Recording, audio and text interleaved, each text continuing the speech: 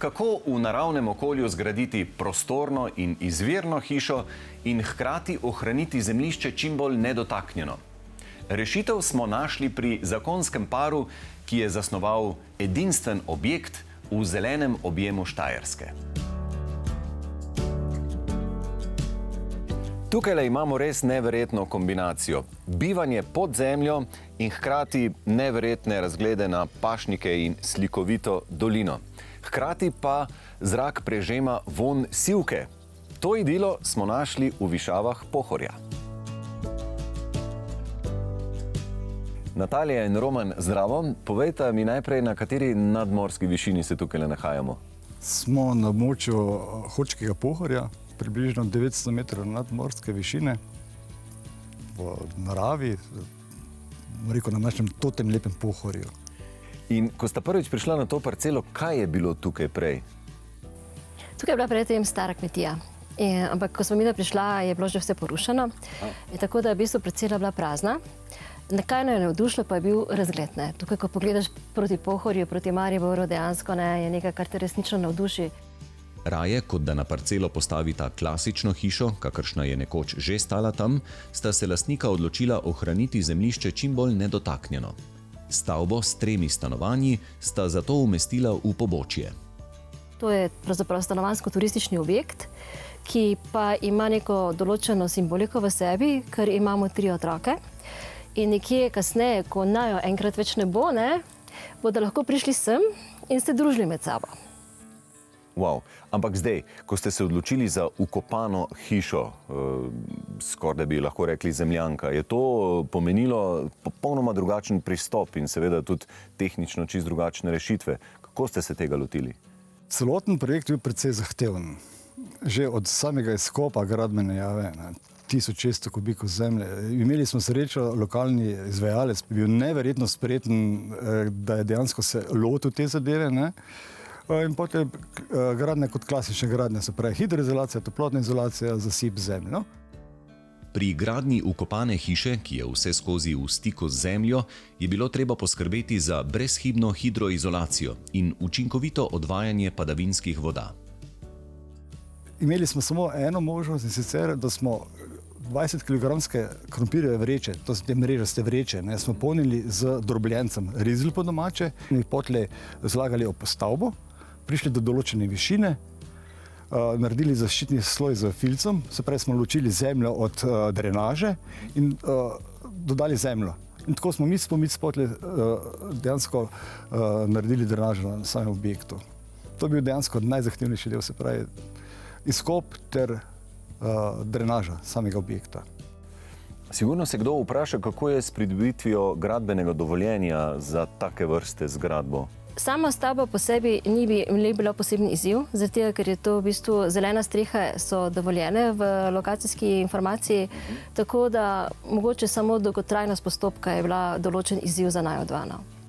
In zdaj, ko človek tole gleda, se sigurno vsak vpraša, a vam je že kdaj kje noter preteklo, Ko imamo takele vrste gradnje, take vrste streh, je sigurno problem, a je dosti dobro narejena hidroizolacija. Iskreno, kako je pri vas s tem? Iskreno rečeno, še vedno, ko prihajam v stavbo, moj pogled je najprej na stropu ali kje kakšna kapljica, se vidi kakšen madež. Na srečo dejansko zadeva narejena tako, kot je bilo potrebno, se pravi, da je hidroizolirano optimalno. Lastnika sta iz previdnosti dala vgraditi tudi posebno folijo, ki ščiti pred prehajanjem radioaktivnega plina radona v objekt. Tako je bivanje v prostorih zares brezskrbno. In zdaj, kakšna je bivalna izkušnja v takile ukopani hiši? Jaz moram priznati, da jaz kadarkoli prespim tukaj, se počutim v nekakšnem zapretku. Vse je tiho, vse je mirno, ne slišiš v bistvu zunanji šumo, razen ko odpreš vrata in pogledaš ven. Potem se ti v bistvu iz enega počitka odpre novi svet in novi dan. In si rečeš, izkoristi dan. V ukopani hiši je temperatura stabilna skozi vse leto. V stavbo je vgrajen prezračevalni sistem z vračanjem toplote. V hladnejših mesecih je potrebno minimalno dodatno ogrevanje, ki ga zagotavlja toplotna črpalka. Poleti pa preprečujejo pregrevanje z okenskimi senčili. Dejansko temperaturo smo imeli nastavljeno preko zime samo na 19 stopinj, ne bo več kot dovolj. In seveda uporabljamo tudi poleti puhaste odeje. Ne? Tako da je to še potem dodatna zanimivost. Jaz sem prvo mislila, da bo to preveč, pa ni.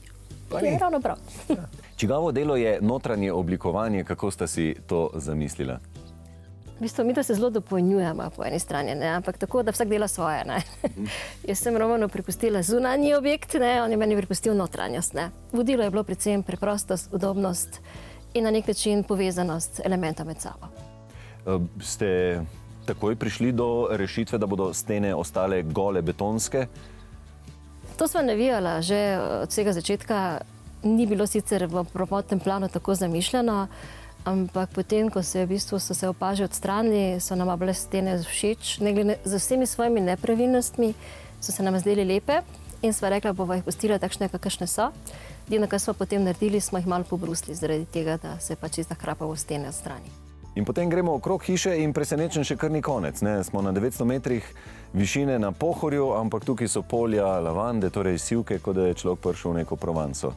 Dobro uspeva glede na tole Dobro višino. uspeva. Dejansko ta prostor je nekje precej raven, ne? Ampak je 20% je dejansko brežin. In smo razmišljali, kaj bi mi da tu naredila, da bi se dejansko ne bi bilo toliko košnje. Ne?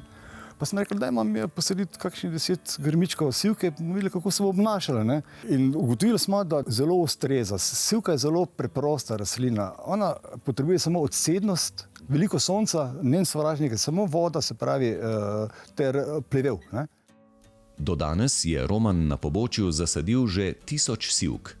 Te rastline v vročih mesecih osvežujejo zrak in ponujajo pašo čebelam, za katere so na koncu parcele postavili živopisen čebeljak. Na vrtu sprehajalca pozdravijo tudi številni barvno usklajeni okrasni elementi. Posedeti je možno celo ob lopi za orodje, kjer je nastal kotiček namenjen kuhanju in druženju. No, in potem še odlikuje okolico hiše veliko raznih potk, stezic, ki so pa vse obdane s kamnom, ki tako na videz deluje lokalno, ne? Kmetija je imela tudi gospodarsko poslopje, ki je bilo s kamenja, pa kleti, veliko kamenja je bilo. In ko se je dejansko ta prostor ravnal z zemljo, niso odvažili tega kamenja, ampak smo zakopali zemljo. In potlej, ko smo mi začeli to oblikovati, ta prostor, bagar je potiskal zemljo in ogromno, samo kamenje kapljalo dejansko ven. In jaz sem tega polagal ob stran. Ne? Nisem vedel, kaj bom z njim delal, nisem imel nobene vizije, to bom pa jaz zdaj delal neke potke, kaj zvem kaj. Ne? Potlej se usedeš na nek prostor, opazuješ nek prostor in razmišljaš, pa ta kamen je lep, ne? Zakaj ga jaz ne bi dejansko upel v tisti prostor, ki je tam. In potlej je nastalo to, kar je nastalo, ampak nikoli nisem vedel, kaj bo nastalo. Vedno si začel delati in prišel si potlej do nekega izdelka, večino pa mi je uspelo to, kar sem želel. Ne? Predvsem je tega ogromno, mislim, to se... 8 let. 8 let polaganja kamenčkanja. Neverjetno. Ste ga imeli sploh kaj doma? Ne. To je v bistvu dobra podlaga za dober zakon.